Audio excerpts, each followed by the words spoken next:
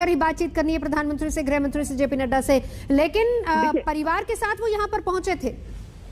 देखिए, बिल्कुल परिवार के साथ आए थे। उनके जो बेटे हैं विजेंद्र, वो लगातार पार्टी हाईकमान के साथ जो है वो मुलाकात कर रहे थे। जेपी नड्डा से उन्होंने पहले भी मुलाकात की और येदियुरप्पा की मुलाकात के बाद भी उन्होंने मुलाकात की और माना जा रहा है कि बहुत स्मूथ वे में पार्टी ने ये पूरा किया है। येदियुरप्पा का भी सम्मान और पार्टी के और इन सारी पार्टी लीडरशिप ने वहाँ नेतृत्व करने को जी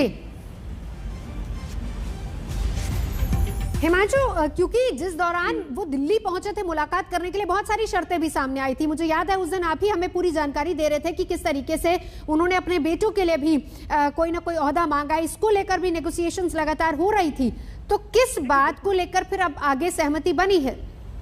देखिए, उनके बेटे जो है वो फिलहाल में वहाँ पे जो है वाइस प्रेसिडेंट है पार्टी के प्रदेश के अंदर।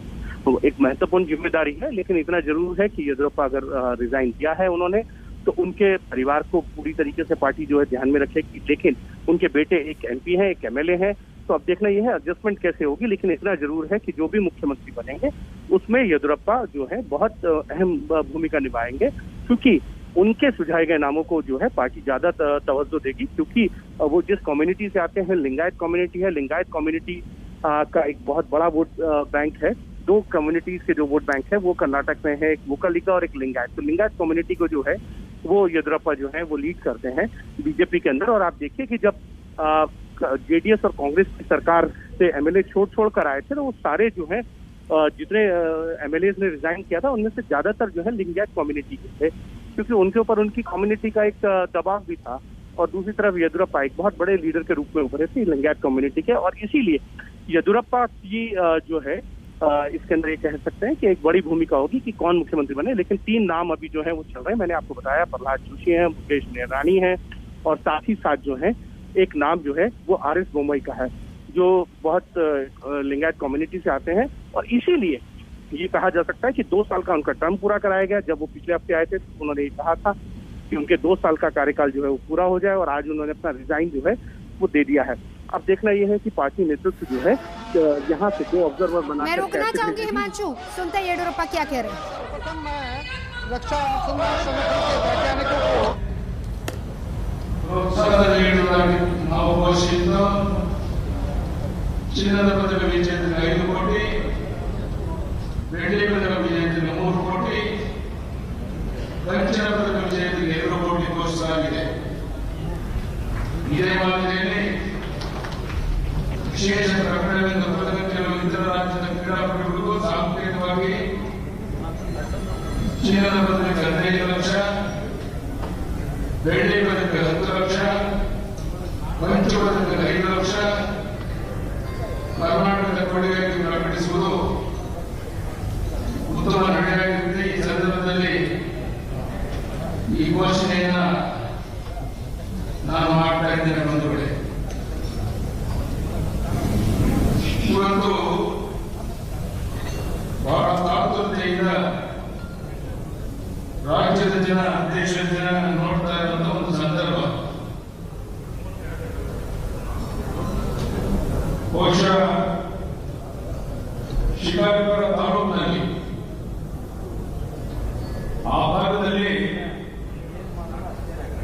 ನಮ್ಮನ್ನು ಆಕರ್ಷಕ 50-100 ಜನ ಸಿಗದೇ ಇದ್ದ ಕಾಲದಲ್ಲಿ ಬಸವರಾಮ ಬಾಗೇವಾಡಿಯಿಂದ, ಬಸವ ಕಲ್ಯಾಣದಿಂದ, ಬನವಾಸಿಯಿಂದ, ಶಿವಮೊಗ್ಗದಿಂದ ಪಾದಯಾತ್ರೆ ಮಾಡುವ ಮೂಲಕ ಪಕ್ಷವನ್ನ ಬಲಪಡಿಸುವಂತ ಒಂದು ಪ್ರಾಮಾಣಿಕ ಪ್ರಯತ್ನವನ್ನ ನಮ್ಮೆಲ್ಲ ಕಾರ್ಯಕರ್ತರ ಜೊತೆಗೂಡಿ ಮಾಡಿದ್ದು ತಮ್ಮ ಗೊತ್ತಿದೆ। ಆ ಸಂದರ್ಭದಲ್ಲಿ ಶಾಸನ ಸಭೆಯಲ್ಲಿ ಯಾರೂ ಇರಲಿಲ್ಲ। ಇಬ್ಬರು ನಾವು ಇದ್ದಾಗ ವಸಂತ ಬದಿಯರ ನನ್ನ ಜೊತೆಗೆ ನಮ್ಮ ಪಕ್ಷದ ಗೆದ್ದಂತ ಶಾಸಕ ಬಿಟ್ಟೋದಾಗ ನಾನೊಬ್ಬನೇ ವಿಧಾನಸಭೆ ಒಳಗಡೆ ಹೋರಾಟ ಮಾಡಬೇಕಾಗುವಂತದ್ದು ನಾವೆಲ್ಲ ಗಮನಿಸಿದ್ದೀರ। ನಾನೇನು ಹಿಂದೆ ತಿರುಗಿ ನೋಡಲಿಲ್ಲ, ನಾನು ಒಬ್ಬನೇ ಇದ್ದೇನೆ ಅಂತ ಚಿಂತೆ ಮಾಡಲಿಲ್ಲ। ನನ್ನ ಕರ್ತವ್ಯವನ್ನ ಜನ ಮೆಚ್ಚುವ ರೀತಿಯಲ್ಲಿ ನಿರ್ವಹಿಸಿದೆ ವಿಶ್ವಾಸ, ತೃಪ್ತಿ, ಸಮಾಧಾನ ನನಗಿದೆ ಅನ್ನೋ ಮಾತನ್ನ ಈ ಸಂದರ್ಭದಲ್ಲಿ ನಾನು ಹೇಳಕ್ಕೆ ಇಚ್ಛೆಪಡ್ತೇನೆ. ಬಂಧುಗಳೇ, ಎಲ್ಲೋ ಮಂಡ್ಯ ಜಿಲ್ಲೆ ಬೂಕನಕೆರೆಯಲ್ಲಿ ಹುಟ್ಟಿ ಶಿವಮೊಗ್ಗಕ್ಕೆ ಬಂದು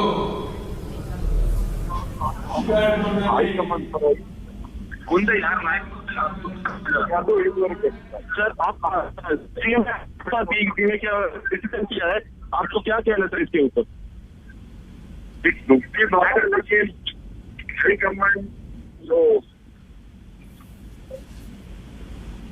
डिसीजन अपने मुख्यमंत्री ने पालन कर रहा है, उसका पालन के साथ साथ हम लोग हाईकमान जो डिसीजन लेगा आप इसके येडियुरप्पा का चेहरा देख के ट्रस्ट करके बीजेपी आया, क्या रणनीति? येडियुरप्पा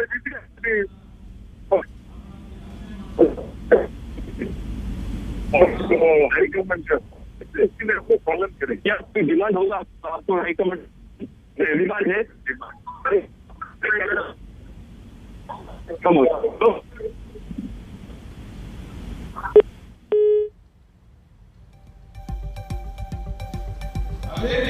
तो मुख्यमंत्री के पद से इस्तीफा, बीएस येडियुरप्पा का कर्नाटक के मुख्यमंत्री पद से इस्तीफा। हिमांशु मिश्रा इस वक्त मेरे साथ जुड़ चुके हैं। हिमांशु, हालांकि देखिए आज 2 साल येडियुरप्पा ने कल ही इस बात का जिक्र किया था कि 2 साल का जश्न हम मनाएंगे। अब आज इस्तीफा हो चुका है, लेकिन अभी भी 3 साल का कार्यकाल बाकी है। बट ऐसे में सवाल अब सबसे बड़ा है कि चुनावों का उतना प्रेशर नहीं है, लेकिन फिर भी किन किन चीजों को ध्यान में रखकर मुख्यमंत्री के नाम पर, अगले मुख्यमंत्री के नाम पर मोहर लगाई जाएगी?